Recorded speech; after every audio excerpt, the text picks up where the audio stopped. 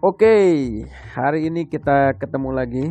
Stimulan yang akan kita bahas yaitu tentang pengendalian kebahagiaan. Wah, keren gak tuh judulnya tuh?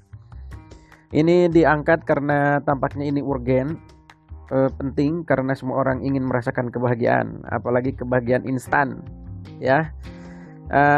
Ya banyak yang terlihat kurang bahagia, kurang bersemangat, kurang menikmati kehidupan yang sedang dijalaninya. Tapi banyak juga yang menikmati, padahal situasinya ya kadang sama gitu ya. Contoh, bayangkan kamu berada di sebuah pesawat. Pesawat itu mau berangkat, mau take off, dan kamu duduk dengan tenang, nyaman, melihat ke jendela, kemudian landasan berjalan ke belakang sementara pesawat menuju ke depan mau take off, naik ke langit. Tapi di sebelah kiri kamu itu ada bapak-bapak yang sangat tegang, terlihat cemas, tangannya kaku, pandangannya lurus ke depan. Situasinya kan sama sebetulnya, yaitu pesawat mau take off, tapi kamu bisa mendapatkan ketenangan sedangkan si bapak itu tegang gitu, stres. Realitanya situasinya sama tapi respon atau reaksinya berbeda. Apa yang terjadi nanti kita bahas. Contoh tentang waktu nih, waktu di paling sering nih. Waktu juga kadang-kadang disebut relatif itu karena beberapa hal. Contoh nih,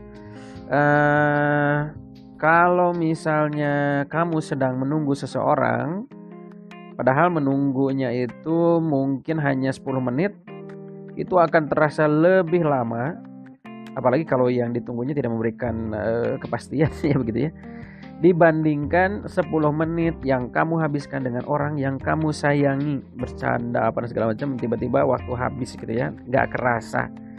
Nah, waktunya sama 10 menit tapi reaksi perasaannya berbeda. Menarik bukan?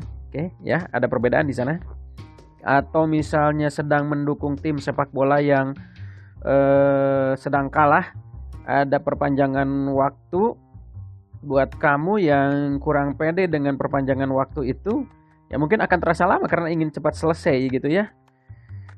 Tapi bagi yang pede, yang merasa kamu ketika itu mendukung tim yang kira-kira akan menang, kamu pede gitu ya. Nah, itu waktunya sama tapi rasanya berbeda. Nah, apa yang terjadi? Yang terjadi adalah ada yang namanya lingkaran peristiwa. Lingkaran peristiwa itu yang pertama ketika peristiwa itu terjadi.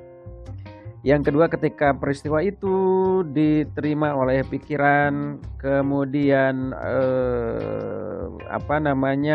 digabungkan dengan informasi, pengalaman. Itu yang kedua. Yang ketiga terciptalah makna, dan makna ini kadang-kadang kalau tidak ada informasi, pengetahuan, pengalaman sebelumnya, kadang-kadang suka menerka-nerka. Makna ini diberikan kepada peristiwa begini A, B, C gitu ya, bisa positif, bisa negatif. Dan lahirlah yang keempat adalah reaksi atau respon atau aksi. Nah, apa hubungannya dengan kebahagiaan? Sebetulnya bahagia itu memang meliputi unsurnya ya, ada pikiran, perasaan, dan fisiologis kita gitu ya. Sedang merasakan kebahagiaan itu apa yang terjadi pikiran, apa yang dirasakan, seperti apa sih fisiologinya. Nah, akan tetapi yang paling penting berdasarkan lingkaran peristiwa 4 unsur tadi, ketika ada peristiwa sedang menghadapi sebuah peristiwa, informasi yang masuk diolah dari peristiwa itu, kemudian kita bisa mengubah maknanya.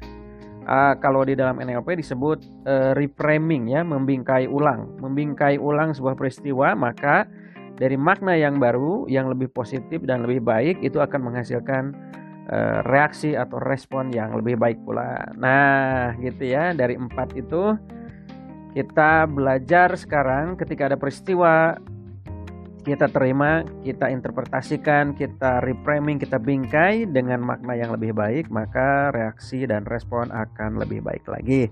Nah, mudah-mudahan semudah itu kebahagiaan bisa dicapai gitu ya. Selamat berbahagia, selamat mengubah makna, dan selamat menikmati kehidupan yang sedang terjadi, yang sudah dialami, dan ke depan diri kita menjadi lebih mudah untuk bahagia. Terima kasih telah mendengarkan. Oke.